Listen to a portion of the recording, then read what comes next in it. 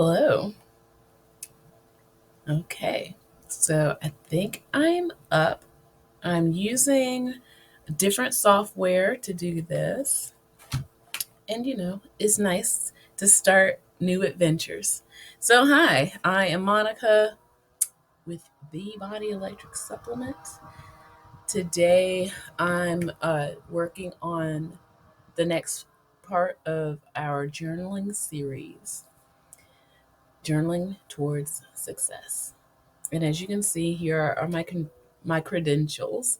Um, I'm a singer songwriter. I guess I'm going in order of all of how it all happened. So I'm a singer songwriter and composer, writer, educator, coach. So in order of these things happening, I've always been a creative alchemist and always been a polymath of sorts. Okay, so let's get right into it a little bit. So, if you have been watching the other parts of the series, you already know my bio, my background. I'll give you a moment to read that. I am a singer songwriter. I am known throughout the world. Um, I'm not known as public. Well, okay, let me put it in a way that makes sense. People know me around the world. I might not be known like in the masses, but I am known. So there you go. And yeah, over the years, I've done, recording, performing, and coaching. Yeah. And what I've realized is that I am a person that have naturally put together skills and mindsets to make all of this happen. So this is the reason why I put the bio up there, because a lot of people, when I come in contact with them, they say, oh, I can never do that, or I don't, oh, you must be super talented or anything like that. And it's like, I could be super talented. There are people who are not super talented and they are able to get the things they want out of life. And I think it's just a matter of mindset and skill set, right? So I want to teach more people how to do that, if they're willing, that is. So I've gone through sessions 1, 2, 3. Today is session 4, setting meaningful, achievable goals. Now, before we get more into that, if you do have questions, you can always reach out to me. This is my email. You can also find me on LinkedIn. And I also have a newsletter on Substack. So that is my handle there if you are interested. Now, again, I just literally just went over this, but it's nice. It is a 6-part series. I'm waiting for more input from viewers to get where is the final, I think, session is going to take me. So if any time you have questions, feel free to email, feel free to comment. I do want to help address a lot of these things. Now, a lot of the ways that I've used this to cultivate this series is from past sessions I've had with people, and a lot of the things that people tend to say over and over again, and just again reviewing parts of my own life. And this session, I don't have any questions from our last session that I recorded. I do have experiences from people who they kind of tie their own hands with their thinking and what they choose to call a goal. And maybe that will help us move forward in this particular session. So, also a disclaimer, I am not a therapist. I'm a life coach. I help you get the things you want out of life. So, even though I might be using certain techniques that therapists would use, I am not a healthcare professional in that I cannot prescribe medications. I cannot diagnose you. I can only help you achieve your goals and discover why you're not. Now, anytime we do work on achieving a goal, this is also a bit of a review. There is a process and there is a thing that you need to just be careful of. And I want people to be aware of the pitfalls that happen when you are trying to manifest a goal. You're definitely going to have this happen. So I don't want people to set a goal and then say, whoa, these things are happening. That means it's not going to happen. That means it's not meant for me. This means, oh, I guess it's not written in the stars for me. No, this is just the process. So anytime you set a goal, you're leaving your comfort zone. Okay. You are going to have some fear pop up. You are probably going to be looking for excuses. Okay. If you go and tell others about what your goal is, of course, people are going to input their opinions in it. So it is up to you to determine how hard are you going to focus. I was going to say work because that, we're going to reframe all these things, and we talk about reframing, but you're going to determine how much you want to focus on achieving this goal and ignore those things like fear and other people's opinions and the excuses and challenge this lack of confidence. Okay. You are going to have new skills. You are going to have some challenges. You are going to have some setbacks, but that's a part of it. Okay. So again, I'm showing this because I do want people to just be aware that this is what happens and it's a part of the process. Okay. As they are saying now, trust the process. Yes, this is the process. And this particular session is about making meaningful, achievable goals. Most times when people are making goals, they might not be making goals that are actually useful for their situation.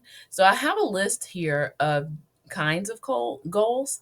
So there are short-term goals like, oh, like by the end of the day, I'm going to do A, B, and C. Or there could be long-term goals like, oh, in 1 year, I'll have saved a certain amount of money, right? And that sometimes, as you can see in my list, some of these can be put in combination. There are interpersonal goals, things like, oh, I'm going to quit the complaining habit. I'm going to focus on gratitude. Career goals, of course, like, oh, I'm going to get a promotion. I'm going to work on all the things since my last review, getting better. Academic goals. Oh, I'm going to get that degree. I'm going to get that certification. Stretch goals. Now, this is where I think the fine line between meaningful, achievable. Okay. I'm going to give you an example. When somebody says something like, I'm going to learn how to slam dunk, I've used that a lot.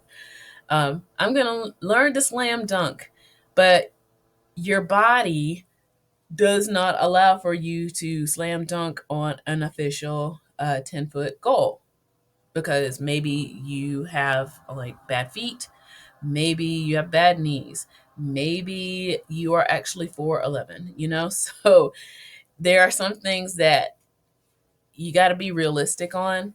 But then there are some goals that might seem a little impossible, but they actually serve a purpose. And there is the saying of aim for the stars, but hit the moon. Sometimes a stretch goal actually gives you or brings you progress. And again, we're not actually always looking for perfection or the target. Sometimes we're just looking for the progress. So sometimes we can set a goal and say, okay, so I'm going to check in with myself every week. Hopefully, I can make a 10% gain in, I don't know, reading personal development books, right? So that's a bit of the stretch goal. It might not happen, but you'll have something, right? It might not be 10%, it might be 6, And that's better than 0% any day, right? So you have to sometimes use certain goals to help you still get to where you're going. And then, of course, I put at the bottom there financial goals. I don't know if you can see that. Uh, and that might not always be an achievable goal. And the reason why I say that is because there's other factors around uh, either making money, achieving money, maybe spending money, that kind of thing. So there's things around that. And then most people in the working world are aware of what is called SMART goals. And I can kind of explain that a bit. I've done it, of course. I think they've changed the acronym, but most people are aware of the SMART goals. And that's very specific, measurable, achievable. See, we're on that. Relevant and time based, making them goals that you can set with nearly total assurance of completing them. Sorry. So, again, the example I gave about reading, so I can make that into a SMART goal. I can say, I want to read 5 books a month. Okay, that's specific and measurable.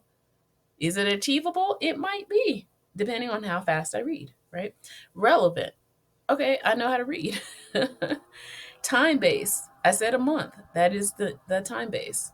So that is what a SMART goal can be for yourself. So maybe practice knowing how to make a SMART goal so that way it can actually get achieved. Now, if you find yourself making goals, certain ones, and it's almost like subconsciously we make goals knowing that they're not going to be achievable. That is also the reason why in my previous sessions, I talked about limiting beliefs, because those are the things that will trip you up. Those are the things that are in the way of your goal is you and some of the people around you. So let's explore, again, limiting beliefs. So a limiting belief is a belief that you'll always have to work on. And that's yet another reason why, sometimes people will ask the question, well, this is woo woo, it's mumbo jumbo, and see, it doesn't work. It's like, because just like, let me give a physical example. Just like your weight might fluctuate, doesn't mean it doesn't work, right? So if you had something like a weight loss goal and you lost 20 pounds, you did it. It doesn't mean it's going to stay that way. Okay. So that's why a limiting belief is something that you always need to continue to work on chipping away at and keeping at bay. And we all have them always. All right. And then there are ways to, work with, smooth out these limiting beliefs. And again, this is a bit of a review. So you can go to therapy and work on those things. You can do journaling, for which this is what I'm, talking about now. Meditation, you're really working on resetting your brain and focusing on what it is that you want. Affirmations, and you already know I'm not a fan of affirmations. I spoke on that in the previous session. But basically, I think people take like, they do work, but I think people use them in a way that doesn't serve them. It's almost like taking a fork and trying to eat soup with it. Okay. So some people don't use affirmations in a way that helps them. And then there is coaching. So coaching will help with making sure you're on the right path. Like, somebody, you need those extra set of eyes to make sure, like, ooh, keeping you in the game, basically. Keep me in the game, coach, right?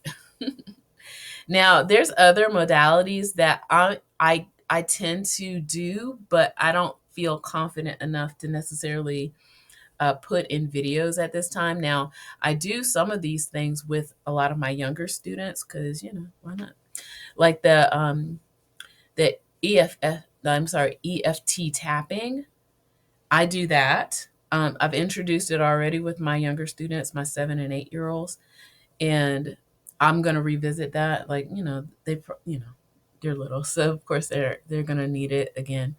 But it's a way of using the meridians in your body to reset your nervous system while you reframe. And reframing I do often. And that just means you're taking something that you might have said before or something that may have heard before, and your whatever your reaction was that wasn't what you wanted. You need to think about how you can change it and make it work in your favor. It's basically mental alchemy. Okay. Then you've got the somatic release. Our body is, made for sensations. Our 3D body feels things, right? So when we have an upset, a disappointment, our body feels things, right? So if you lost something that was really important to you, of course, you're going to feel it in your stomach. You're going to feel it in your heartbreak. Sometimes those traumatic events build up in our bodies, and it produces almost like this invisible blockage in our body. And anytime you see something that's similar to what had happened to you to start the traumatic experience, your body will almost automatically go back to that. So it's important to try to reprogram your body. Like, I like to call it, like, basically smoothing out the trauma that's in your body. And then there is breath work. Again, I use it often. I have had training in breath work. I probably need to brush up on that. So I would love to train more people on how to use breath work, because we always breathe. And that's one of the easier ways. Again, in combination, it basically is a form of somatic release. Um, and depending on how you use it, you can also use breath work to help you with reframing. So, yeah, there's lots of techniques out there that will help you. So, when you are experiencing a situation where you are triggered, these negative emotions are happening, your body, that's your signal. So, again, as I was talking about the somatic release, your body will tell you if you believe you or not. It's also called, I'm trying to remember if it is called muscle awareness. I think it is, but this is where your body is talking to you. It is telling you, okay? Whether your mind sometimes plays tricks on you and you're like, yeah, of course I want to lose 20 pounds. Of course I do. But your body's like, I kind of don't, because this thing happened to me when I was young, and I was cute and little and slim, and all these people were giving me all this attention, and it made me feel uncomfortable, so your body is telling you. You just have to start learning how to listen and pay attention to your body. So yeah. So in making a goal for yourself, you also have to consider, how do you actually feel about making this goal? Okay. And I'm going to, again, revisit some exercises that's going to help you release the blockages and reframe the limiting belief. And I call this exercise the ABC exercise.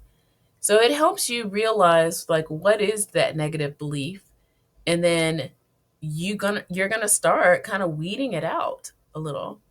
So the A stands for awareness or noticing. The B stands for breathe. Again, as I said, the breath work, breathing through, calming your nervous system. And then the choice. Okay, so let's go in a little deeper with this. So, yeah, you start to notice your belief.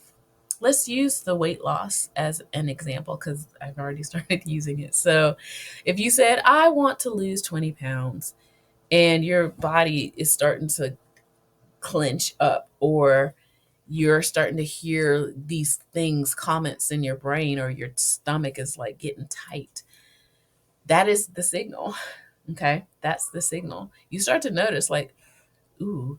And then I want you to sit in that, question it, don't push it away. A lot of people do that. They'll make the goal or say the thing, and then they'll just sit there and push away the feeling like, yeah, yeah, yeah, that's what I want. That's what I want. But really, you're setting yourself up for the self sabotage.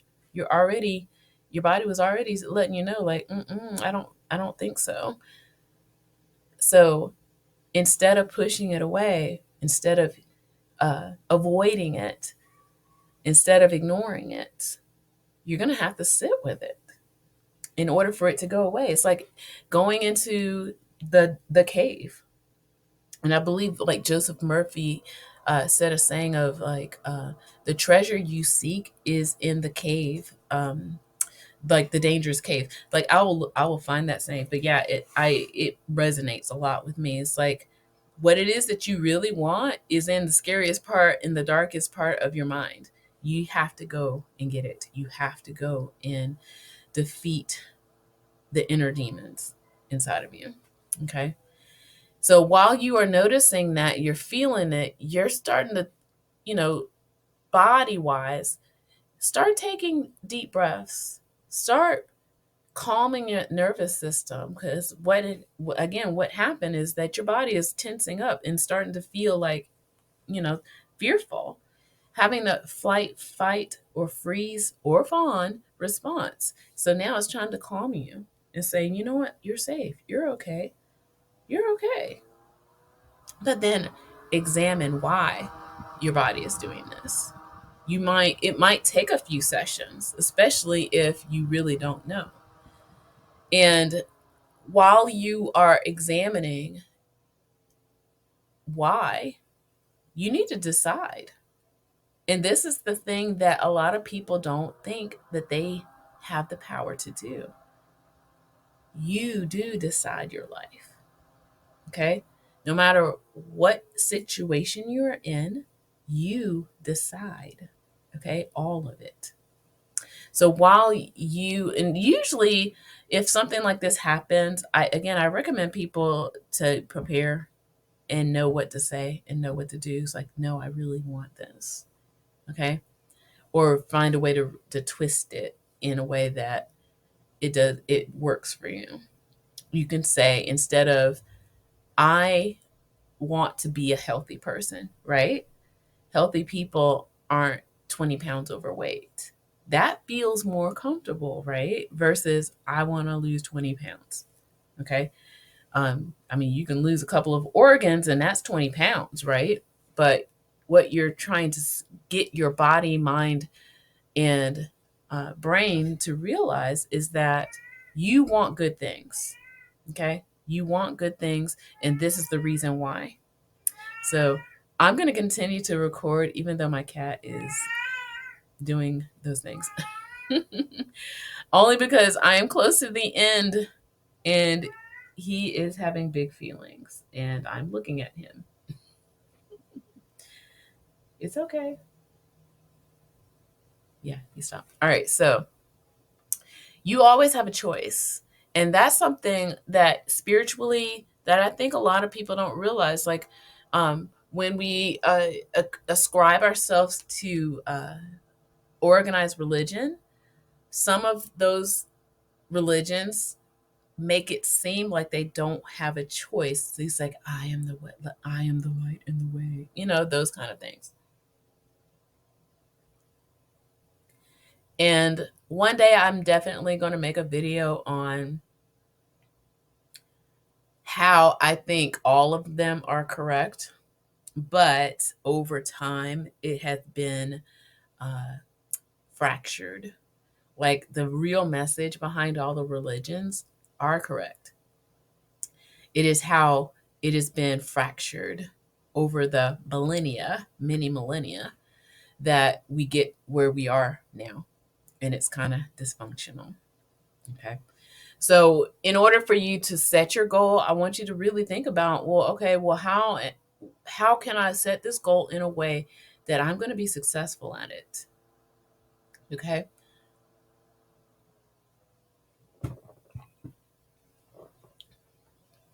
And if you feel some kind of way about these goals, you have to really start investigating, why do I have these big feelings? Why do I feel, this thing that's coming at me, that I say I want it, but then my body doesn't believe it, or I find a way to avoid, things like procrastination, self sabotage, stuff like that. You're looking to avoid. You don't want to do that unless you do want to do that. So until the day comes you're sick and tired of being sick and tired, you will do it. Okay. Now, this one is a short one only because this has been a buildup of all the other sessions. I want you to get to work. Okay. I want you to make sure you're completing the life audit and the habit checklist. It is available in my, I have a Thinkific account. So it is available. It is free. I want you to really work on this. I would love any feedback on it. I think when we start looking at what it is that makes our life what it is currently, it helps you to dissect, remove, add in, those kind of things. So a lot of people don't do that. So make sure you do the life audit. It is very, very important. And the habit checklist. Okay. Um, when you focus on that goal, I want you to think about Neville Goddard. And I know I'm throwing out a few authors and think um, new thought people out there. So Neville Goddard talked about living in the end of your goal. I know, again, this is where your body might reject a lot of that. And that's again where you're going to challenge it. So if you imagine your life as a thinner person, 20 pounds lighter, you can walk, you feel better in your body, people are checking you out, that kind of thing, living in that. And if it doesn't really feel good yet, again, go back and do, the reframing, the limiting belief exercise I just showed you. And like I said, really investigate why. Why are you rejecting this? Why are you rejecting this? Because your body is trying to protect yourself. Your body is afraid. Okay. And then, like I said, this is where the journaling comes in. So hopefully writing it down. Sometimes when you just free write, the answers are right there. They're right there. They're there to speak back to you. And if you do a practice like morning pages, which is basically when you wake up the first thing in the morning, you journal. You write either 3 pages or you write for 3 minutes, whatever comes first. And that's just to kind of really get whatever's in your mind out. It's also that prime time where your brain is full of ideas, full of fresh perspectives. Your brain has had a chance to like go through its cleaning cycle, and you now are starting to have better insight for your life. Now, of course, we talk about this habit of picking up the phone and start scrolling as soon as not even before you get out of the bed. Please don't do that. Okay? Don't do that. One of the things I do in my practice, I do a nightly ritual practice. I don't like saying a ritual, but I mean it is. But the nightly practice of preparing yourself to go to sleep at night so that you can have a wonderful time waking up and having great ideas. I tend to wake up at 4:30 in the morning for that reason, because I have to be at work educating by 7:30. And it's fine because I find that I have time for myself instead of giving my time to someone else. And it gives me like all these ideas. I could execute. I am writing a few books, and I just do a lot of note taking, like I said, journaling in the mornings. It helps me get, like I said, great ideas, great things that it helps me like if I went to sleep with a problem, sometimes I wake up with a solution. And that's also a technique that I'm trying to remember the name of the guy. Um, when I remember, I'll remember it. But yeah, so that is also another technique that a lot of people use, where if you have a a dilemma,